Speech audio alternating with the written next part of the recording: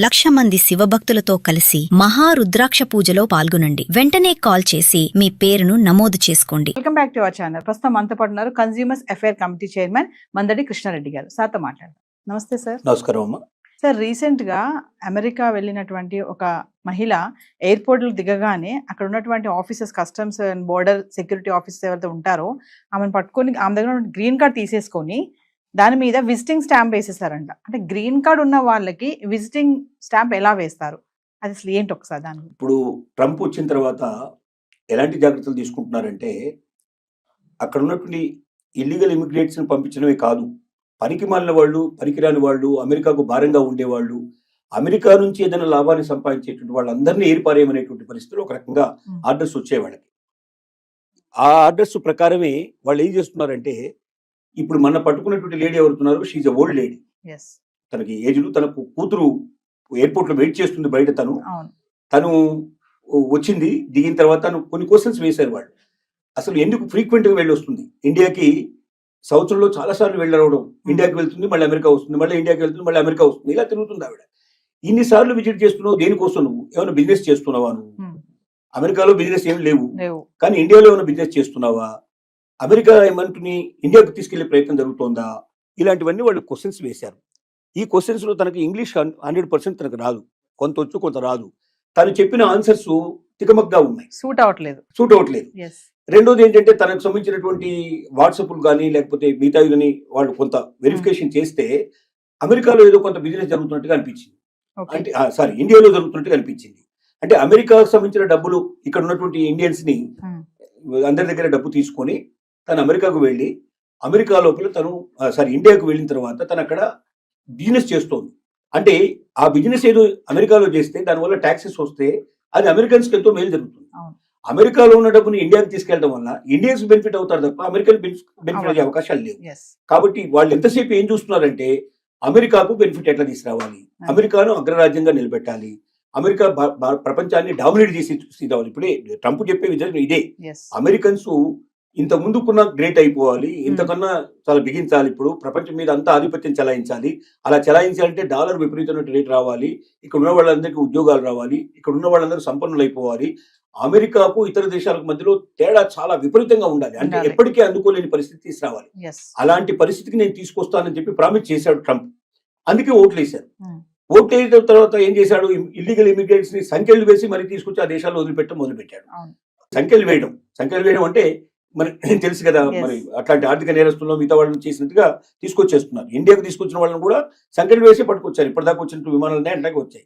సరే, మోడీ వెళ్ళి మనం రిక్వెస్ట్ చేసి మేము మా వాళ్ళని మేము తీసుకొచ్చుకుంటాం, మీరు తీసుకురావాల్సిన అవసరం లేదు, మీరు ఎవరెవరు ఉన్నారు ఇల్లీగల్స్ మీరు గుర్తించండి, వాళ్ళు మాకు అప్పచెప్పండి, మేము తీసుకొచ్చుకుంటాం అని చెప్పాడు. బహుశా అది ఆచరణలోకి రావచ్చు. ఈ లేడీ విషయంలో ఏం జరిగిందంటే, ఒకటి తను సరిగ్గా ఆన్సర్స్ చెప్పకపోవడం వల్ల, తికమక అవడం వల్ల, టాలీ కాకపోవడం వల్ల ఒకటైంది. రెండోది వాళ్ళకి అర్థమైంది ఏంటంటే, ఈవిడ ఇండియాలో వ్యాపారాలు చేస్తోంది, అందుకే ఫ్రీక్వెంట్ గా అమెరికాకు వస్తుంది. అమెరికాలో ఉన్న డబ్బుని ఏదో రకంగా ఇండియాకు వెళ్ళేట్టు చేసి, ఇండియాలో దాని ద్వారా వ్యాపారాలు చేసి ఇండియాకు లబ్ధి చేసేట్టుగా చేస్తుంది తప్ప అమెరికాకు లాస్ చేస్తుంది. అమెరికాకు దీనివల్ల ఏ రకమైన ఉపయోగం లేదు, పైపెచ్చు నష్టం వస్తున్నట్టుగా వాళ్ళకి అనుమానాలు వచ్చాయి. అనుమానాల వల్ల ఏం చేశారంటే, ఈవిడికి పర్మనెంట్ వీసాని, గ్రీన్ కార్డుని క్యాన్సిల్ చేసేసి నీకు టెంపరరీ వీసా, టూరిస్ట్ వీసా నీకు మంజూరు చేస్తున్నావు అన్నట్టుగా ఆ పాస్పోర్ట్ వాళ్ళు స్టాంపింగ్ చేసి ఇచ్చారు. అంటే ఇంకా భవిష్యత్తులో ఇది చేయడానికి వీళ్ళని పరిస్థితులు కల్పించారు. అంటే దీని అర్థం ఏమిటంటే, ఇది ఈవిడకు ఒక్కదానికే కాదు, ప్రపంచంలో అందరికీ దీని ద్వారా ఒక సందేశం పంపించారు. ఎవడైనా వేస్ట్ ఫెలోస్ ఉంటే అమెరికా లోపల వాళ్ళు కూడా మూటామూలే సర్దుకొని మీరు వెళ్ళిపోండి. రెండోది, ఇక్కడ ఉన్నటువంటి సంపదను తీసుకెళ్లి మీ దేశాల లోపల మీరు వ్యాపారాలు చేసుకోవడానికో లేదా అక్కడ మీరు వేరుకో లబ్ధి చేకూర్చే ప్రయత్నం మీరు చేసేట్టు వాళ్ళు ఉన్నారో వాళ్ళందరూ జాగ్రత్త పడండి. ఇక నుంచి భవిష్యత్తులో ఇది నడవు. ఇది ఫస్ట్ కేసు కాదు, అంటే ఇది కేసు ఒకటే కేసు కాదు, ఇంకా భవిష్యత్తులో 100 కేసులు 1000 కేసులు జరిగే అవకాశాలు ఉన్నాయి అని అందరికీ హెచ్చరిక పంపించడానికి దీన్ని ఒక ఉదాహరణగా చేశారు. ఇప్పుడు దీనివల్ల మిగతా వాళ్ళందరూ సర్దుకునే పరిస్థితి స్టార్ట్ అయింది. అలర్ట్ గా అవుతారు. అది ఇంకోటి, భాష సరిగ్గా రానటువంటి వాళ్ళు ఖచ్చితంగా ఇంకొకరు భాష వచ్చిన వాళ్ళ వెంటనే ఇద్దరు కలిసి రావాలి తప్ప ఒక్కరే ఒంటరిగా ప్రయాణం చేయడం వల్ల కూడా డేంజర్ అయ్యే పరిస్థితి ఉంది. రేపొద్దున అసలు ఏమీ లేని వాళ్ళు కూడా, ఏదో వాళ్ళ పిల్లల్ని చూడడానికి వెళ్ళిన వాళ్ళు కూడా సరిగ్గా ఆన్సర్ చెప్పకపోతే, గతంలో వీళ్ళకి సాయంగా వాళ్ళే ఇచ్చేవాళ్ళు. ఎవరన్నా భాష తెలిసిన వాళ్ళని, లాంగ్వేజ్ ఎవరైతే చేస్తారో దుబాసీలు అంటారో వీళ్ళని పెట్టి వీళ్ళకి సాయం చేసేవాళ్ళు. ఇక నుంచి సాయం చేయరు వీళ్ళు, ఎందుకంటే వీలైనంత వరకు అమెరికాకు వచ్చే వాళ్ళని తగ్గించాలనుకుంటున్నారు, పెంచాలనుకోవటం లేదు. టూరిస్ట్ వీసా కింద వచ్చిపోతే వాళ్ళకి అభ్యంతరం లేదు, వచ్చి ఓ నెల 2 నెలలు మ్యాక్సిమం 6 మంత్స్ టైం ఇస్తారు. 6 మంత్స్లో మీరు అమెరికా అంతా తిరగండి, డబ్బంతా ఖర్చు పెట్టండి, మాకు బాగా వచ్చేది చేయండి, మాకు ట్యాక్సీలు వచ్చేది చేయండి, మా వాళ్ళకి ఇక్కడ అమ్మకాలు జరిగేటట్టు చేయండి, మావి కొనుక్కుపోండి. కానీ మీరు ఉన్నవి మా దగ్గర అమ్మడానికో లేకపోతే మా డబ్బును దోచుకుపోవడానికో మా ట్యాక్సెస్ని తగ్గించడానికో మేము ఇక్కడ సిద్ధంగా లేవు. కాబట్టి ప్రపంచ ప్రజలారా జాగ్రత్త పడండి. అమెరికా ఇక ఇలాంటివన్నీ సహించదు, ఇల్లీగల్ ఇమిగ్రేట్స్ రానివ్వదు, పనికిరాని వేస్ట్ ఫెలోస్ కూడా వద్దు, పర్మనెంట్ వీసాలు కూడా మేము రద్దు చేస్తాం, గ్రీన్ కార్డులు కూడా రద్దు చేస్తాం. ఇక నుంచి ప్రతి ఒక్కరూ జాగ్రత్త పడండి అని ఒక పెద్ద హెచ్చరికకి ఆవిడ ఒక ఉదాహరణగా తీసుకోవడం జరిగింది. అంటే ఇక్కడ మేము ఎక్కువ సంపాదించలేకపోతున్నాము, అక్కడికి వెళ్ళి బాగా సంపాదించాలి అనుకునే ఆలోచన ఇంకా వద్దు అని అంటారా సార్? ఖచ్చితంగా. నేను ఒకటే మాట చెప్పగలుగుతున్నాను, భారతదేశం ఇవాళ ఒకప్పుడు భారతదేశం కాదు. ఇవాళ అవకాశాలు కోకొల్లలుగా ఉన్నాయి. ఇక్కడ వ్యాపారం చేయదలుచుకుని ఏ రంగంలోకి వెళ్ళండి, నిజంగా ప్రతిభావంతులైన వాళ్ళు ఆ రంగంలో అందరికన్నా ఎక్కువ సంపాదించే అవకాశాలు ఉన్నాయా లేదనేది మనల్ని మనం ఖచ్చితంగా ఒకసారి మనం ఆలోచించుకుంటే, ఏ రంగమైనా తీసుకోండి, మీరు ఏ రంగంలో అయినా మీరు ప్రతి రంగంలో కూడా మీ దగ్గర నిజంగా ప్రతిభ ఉంటే ఒక్క ఆలోచన మొత్తం జీవితాన్ని మార్చేస్తుంది, ప్రపంచాన్ని మార్చేస్తుంది. అలాంటి ఆలోచనలు మీ దగ్గర ఉంటే ఇక్కడ కూడా మీరు రాణించే అవకాశం కావాల్సినంత ఉంది.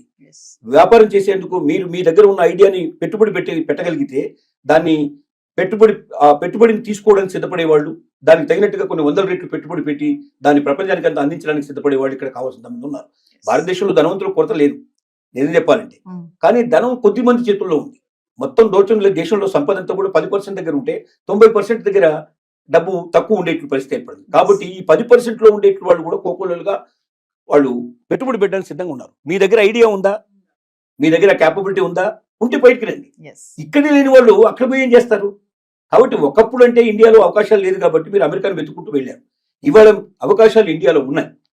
లేదని ఎవరంటే నాకు జాబ్ దొరకటం లేదు, నాకు పని దొరకటం లేదు అంటే వాళ్ళంతా సోమరిపోతు ఇంకోటి లేనట్టు మాట.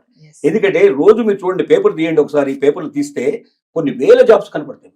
కానీ మన వాళ్ళు వెతికేది ఏమిటంటే వైట్ కలర్ జాబ్ కావాలి, కష్టపడకుండా సంపాదించాలి, నేను ఎప్పుడు ఏసీలో కూర్చోవాలి, కార్లలో తిరగాలి, ఇలాంటి కోరికలు ఉండేవాడు కష్టం.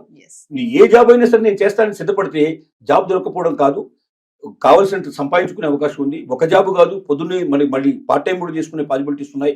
కాబట్టి నేను ఒకటే చెప్పగలుగుతున్నా ఏంటంటే, అలాంటి అమెరికాకు వెళ్ళి అక్కడ బందీలుగా మనం పట్టుబడి సంఖ్యలు వేయించుకొని ఈ దేశానికి వచ్చి ఆ అవమానాలు భరించేదానికన్నా మీ దగ్గర శక్తి ఉంటే, క్యాపబిలిటీ ఉంటే ఈ ఐడియాని ఎలాగ బయటకు తీసుకురావాలి, ఎలాగా ఇవాళ సోషల్ మీడియా కావాల్సినంత తీసుకుంది. మీకు మీ దగ్గర ఒక మంచి ఐడియా ఉంటే మీరు సోషల్ మీడియాకి ఇవ్వండి, ఆటోమేటిక్గా ఎవరు చేరాలో వాడు చేరుతుంది, మిమ్మల్ని వెంటనే వాడే పిలుస్తాడు, వెతుక్కుంటూ వస్తాడు మిమ్మల్ని.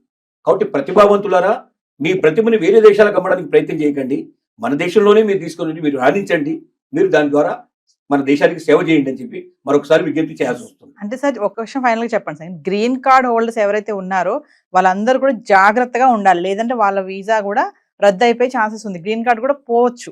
ఎంత క్లియర్ గా చెప్పాడంటే, గ్రీన్ కార్డు ఉన్న వాళ్ళ పిల్లలు కూడా అమెరికన్స్ కాదని చెప్పేశాడు. ఇంకా దాని అర్థం ఏంటి? గ్రీన్ కార్డ్ అనేది ఒక పత్రం మాత్రమే, ఒక పేపర్ మాత్రమే. అంటే నువ్వు అక్కడ జాబ్ చేస్తున్నావు, నీకు ఒకవేళ ఆ జాబ్ ఆల్రెడీ నీకు పద్ధతి ప్రకారం వచ్చి ఉంటే ఆ జాబ్ చేసుకోవడం నీకు పనికి వస్తుంది. కానీ నువ్వు పర్మనెంట్ రెసిడెన్సీ రాకుండా, పర్మనెంట్ రెసిడెంట్ అనేది మళ్ళీ వేరే, పర్మనెంట్ రెసిడెన్సీ నీకు రాకుండా, నువ్వు రెసిడెంట్ కాకుండా అక్కడ నీకు అమెరికా లోపల అమెరికా పౌరసత్వం నీకు లేదు. అమెరికా పౌరసత్వం అంటే గ్రీన్ కార్డు యొక్క వాల్యూ ఎంత? తాత్కాలికమైంది తప్ప ఏం లేదు. అంటే L1 వీసా లాంటిది ఒక రకంగా చెప్పాలంటే గ్రీన్ కార్డు కూడా. L1 వీసా 3 ఏళ్ళు పనిచేస్తే గ్రీన్ కార్డు ఒక 5 ఏళ్ళు పనిచేస్తుంది, 10 ఏళ్ళు పనిచేస్తుంది, లేదా వాడికి ఎప్పుడు కోపం వస్తూ అప్పుడు పంపించేస్తాడు. కాబట్టి గ్రీన్ కార్డు ఉన్నంత మాత్రంలో నేను అమెరికన్ని, ఇంకా నాకు ఏ రకమైనటువంటి ఆపద లేదు, నేను లైఫ్ లాంగ్ ఇక్కడే ఉంటానని ఎవరన్నా కళ్ళు కంటే ఆ కళలు కళ్ళని చెప్పి నిరూపించడానికే మన ఆ లేడీ ఉదంతం అనేది ఒక రకంగా చెప్పుకోవచ్చు. థ్యాంక్ యూ అండి, నమస్కారం.